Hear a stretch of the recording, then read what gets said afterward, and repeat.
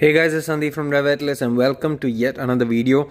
And in this video, we're going to be taking a look at the first impressions of this new phone from Samsung, which is basically the Galaxy M31. Now, we don't have this for too long. We have it only for a limited amount of time. So I thought I'll make a quick video, and this is not really shot on my Sony FS5 or any professional equipment. It's just shot using another phone. But I still wanted to give you an idea on what you can expect with this particular smartphone and my impressions of it as well.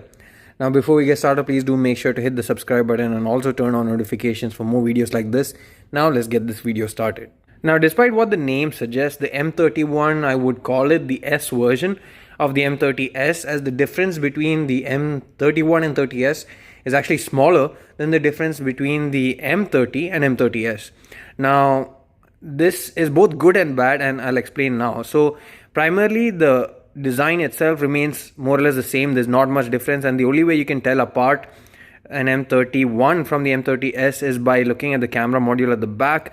You see that there is a fourth camera module that's added in the form of a depth sensor. It's a 5 megapixel depth sensor, and you can also see the 64 megapixel branding, which is because it has now gone up from a 48 megapixel sensor to a 64 megapixel one, and practically speaking, this is where the differences end.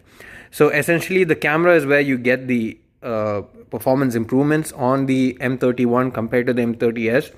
The screen is still the same. It's a 6.4 inch Super AMOLED panel, Full HD resolution. It's a great display, no denying that, but then again, those gamers out there, they would perhaps want something with higher refresh rate. So the Poco X2 might make sense for them, and even the upcoming Realme 6 and 6 Pro, which is said to be packing a 90Hz display. Now, this works well both indoors and outdoors, and Super AMOLED panels are great in terms of sunlight legibility, contrast, etc. So I'm not complaining there. The only thing I don't quite like is the fact that this is wider than normal. It's not got the narrower sort of aspect ratio, which as a result makes it feel a bit more wider, a bit more difficult to hold and handle. But at least it has the curved back panel working in its favor in terms of giving good grip, etc. Now, the body is still plastic, which means that it picks up scratches very easily, as you can see in this, and fingerprints are also quite prone. If you want to kind of keep fingerprints at least less visible, go for a lighter color version. As in black, it's very visible, and the same goes for the scratches as well. You have a fingerprint scanner at the back, which is still fast and accurate as well. You have the face unlock feature, which makes use of the front facing camera. At the bottom is the Type-C port, which charges the 6000 milliampere battery. Now, in my experience on the M30s especially, I got fairly good battery life. I would say it's still going to last most people more than a day, even with heavy usage.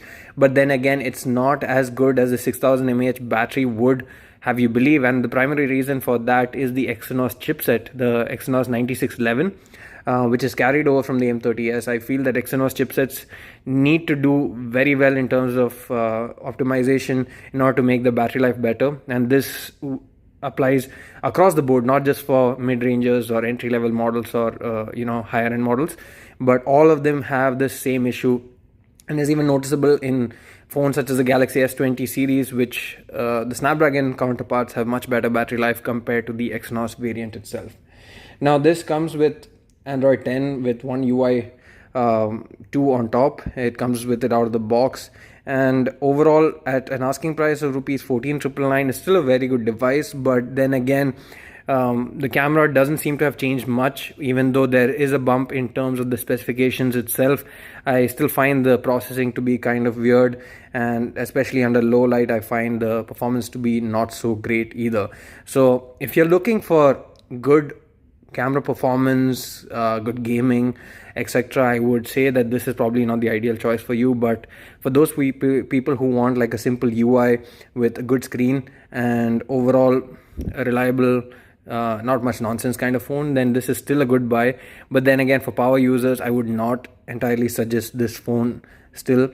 And let me see if I can do a full review on this. We don't generally get reviews from Samsung, so it's looking like a doubtful case, but let's see if we can manage to get one by purchasing or so, if you guys feel it's worth it.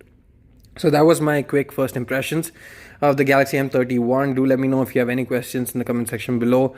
Thanks for watching this video. See you again in the next one. Don't forget to hit the subscribe button.